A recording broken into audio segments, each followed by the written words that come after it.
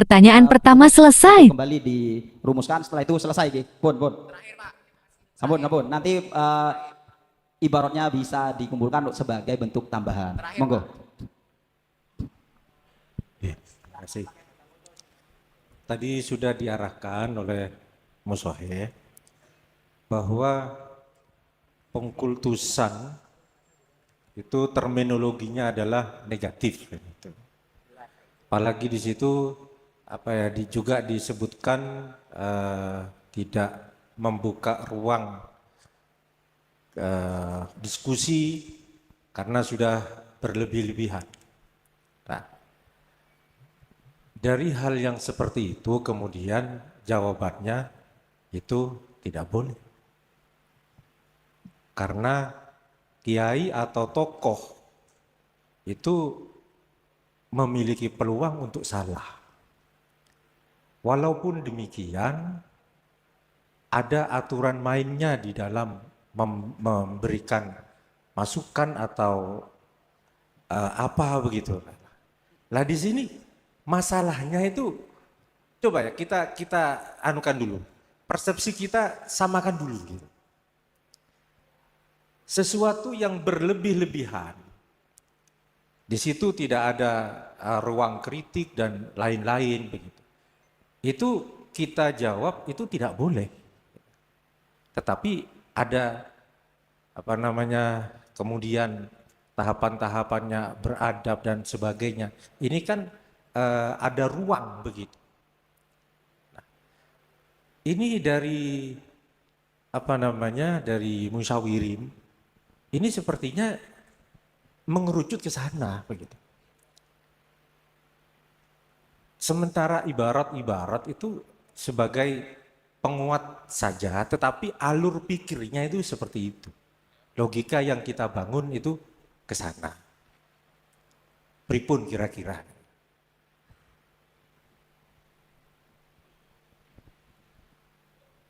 Baik, tadi sudah Saya tambahin, disampaikan. Artinya jawabannya tidak dibenarkan tadi ya. Moderator kalau tambah sedikit. Nggih, monggo.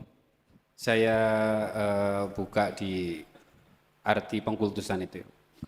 Pengkultusan adalah sikap atau tindakan yang berlebihan dalam menghormati, mengagungkan, atau memuja seseorang, benda, maupun kelompok tertentu seolah-olah tidak memiliki kekurangan dan harus selalu benar. Ini bahasa takrif pengkultusan. Artinya berangkat dari takrif pengkultusan yang sedemikian rupa ini kalau saya bayangkan itu seolah-olah selalu benar itu maksum. Padahal tidak kan. Padahal kiai kita, tokoh kita itu juga manusia yang tentunya pernah melakukan kesalahan dan tidak menutup ruang untuk kita diskusi lah bahasanya. Kalau nggak mau dikritik tadi dengan alasan kritik bahasa yang kurang tepat, ya diskusi lah.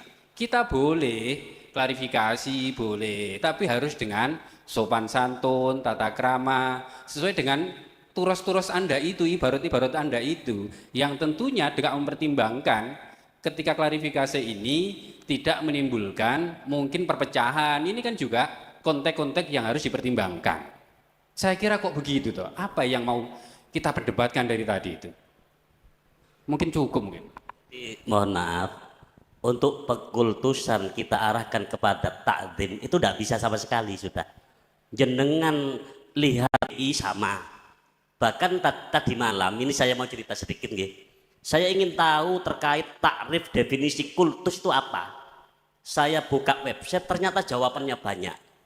Itu pun sepakat semuanya mengatakan berlebih-lebihan. Semuanya mengatakan berlebih-lebihan yang menganggap tidak pernah punya kesalahan dan kekeliruan. Kalau jenengan bisa lihat di website itu. Jadi kalau seperti Al-Falah tadi, Sa'il mengatakan bisa kan ini dimaknai takdim yang berlebihan misalkan. Itu tidak bisa sudah, pengkultusan itu ya berlebihan itu. Makanya kami rumuskan tadi tidak dibenarkan. Karena memang apa? Karena kami mengacu kepada bahasa itu yang dipakai. Paham ya? Bahasa yang ada di soal itu yang dipakai. Dan ini tidak bisa kita arahkan kepada pemaknaan lain. 3 keuntungan utama menggunakan solusi KUM. Proses keras, limit keluar dalam pemaknaan lain. Karena versi KBBI ya semacam itu, lalu kemudian versi netizen ya sama. Kalau versinya Al-Falah bagaimana? Ada yang lain. Enten. Punya KBBI sendiri mungkin. Boten kan secara ibarat. Pun. Bentar. Saya kira ini sudah. nambahin mawon sedikit awal nggih. Nggih, monggo. Supaya menang mencakup semua jawaban baik yang boleh dan tidak atau tafsir. Ini saya tawarkan lagi pada Lirboyo bahwa apakah mengkultusan ini nggak berubah. Nanti dikasih catatan bahwa itu ya catatan pengkultusan adalah penghormatan yang berlebih-lebihan. Ini hanya tambahan kata-kata supaya nanti bisa memasukkan jawaban yang boleh jika tidak berlebihan. Kan gitu toh. Jadi hanya kasih pada yang lain biar semua ibarat yang dibacakan itu bisa ditampung jadi jawaban yang fleksibel. Bisa boleh, bisa tidak. Atau tafsil dengan hanya menambah catatan kata pengkultusan artinya menghormat secara berlebihan. Itu ini solusi mungkin bisa menjadi yang dimaklumi semua peserta. Terima kasih. Nggih. Terakhir sekedik mawon ngapunten maos ibarat. Napa niki? Berarti kan wau pengkultusan saking rumus kalimah sahih poinnya 2 berarti di dalam pengkultusan itu. 1 berlebihan dalam takdim, yang kedua menjadikan takdis atau menjadikan seolah-olah memaksumkan seseorang. Kan gitu. Seolah-olah 2 kan berarti poin haramnya, muharratnya. Pun begini saja, Coba biar sebentar nah, ya. menawi yang pertama, saya sepakat kalau sampai ke maksum kan tetap nggak ada mujawisnya, semua haram. Tapi kalau yang pengertian pengkultusan yang pertama niki, paragraf pertama pengkultusan, yaitu memuja secara berlebihan. Sedangkan secara ibarat kita temukan ada ternyata. Niki pripun? Saya baca mawon ibarat. Monggo dibaca, biar dibaca. sebagai masukan nanti. Oh niku. Bismillahirrahmanirrahim. Wa in kana katsiron tamalluk niku fatamallukun ai idharu ziyadati tawaddud fauqa ma yambagi liyutawassola bihi limuradi makamakila madmumun li anna fihi idlalun nafsi wa ihanatuha bila faidatin illa fi tolabil ilmi fa innahu mamduhun li ustadihi wa saykhihi. Niku 1. Yang kedua, ternyata kalau kita lihat dalam kitab lainnya, niki yang tadi di spill musoheh, ada enggak yang sampai nyium kaki? Ada enggak yang sampai nyium sendal? Ternyata kan wonten.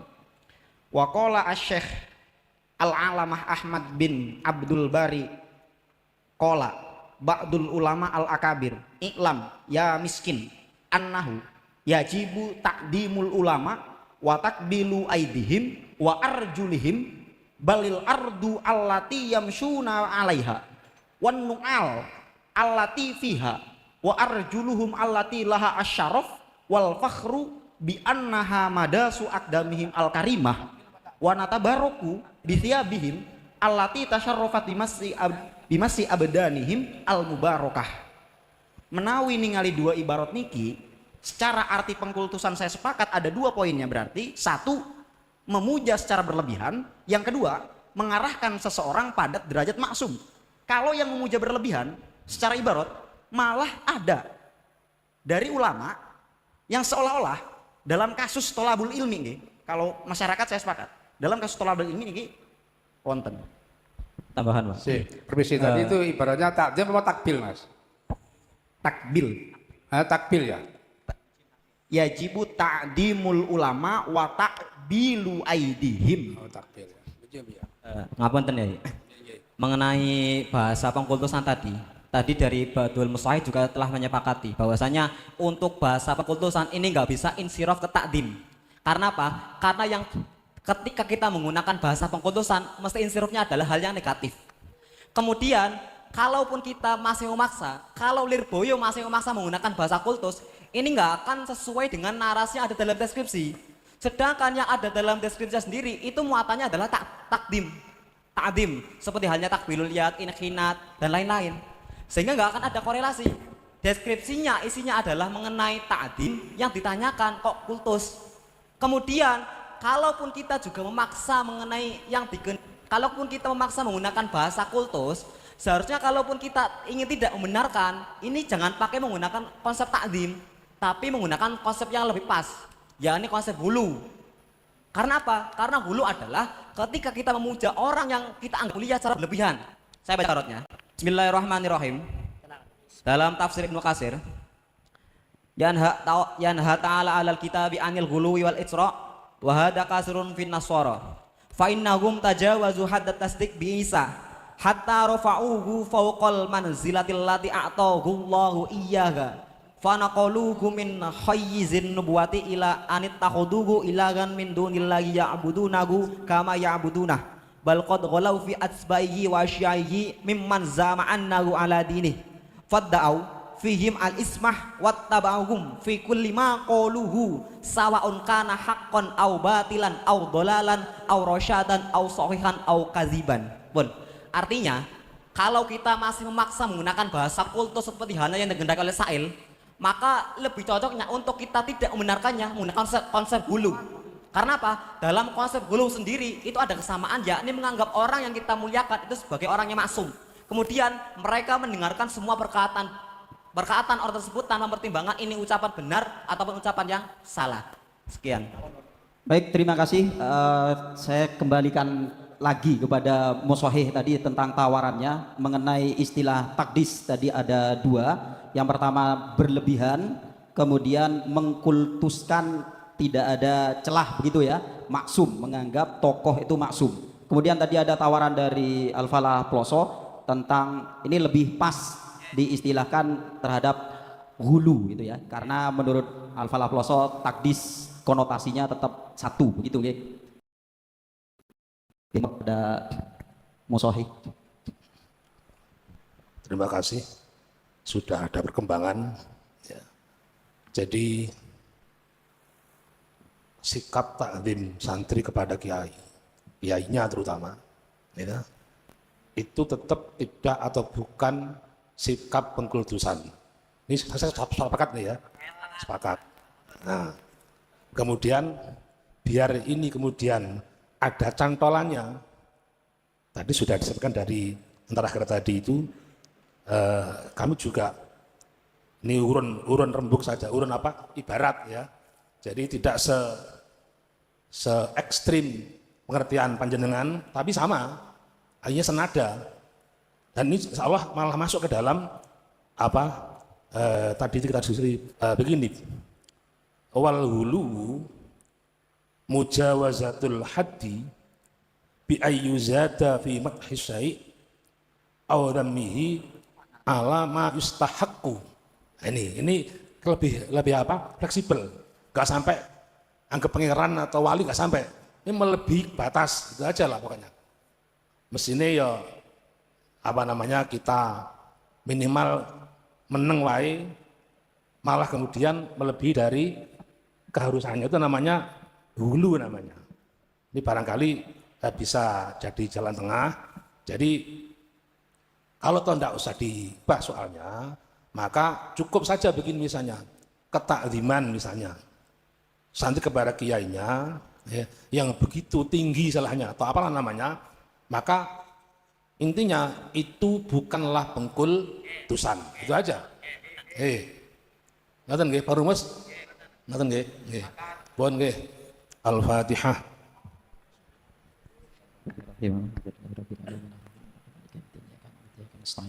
Ihdinas siratal mustaqim siratal ladzina an'amta 'alaihim ghairil maghdubi 'alaihim waladdallin.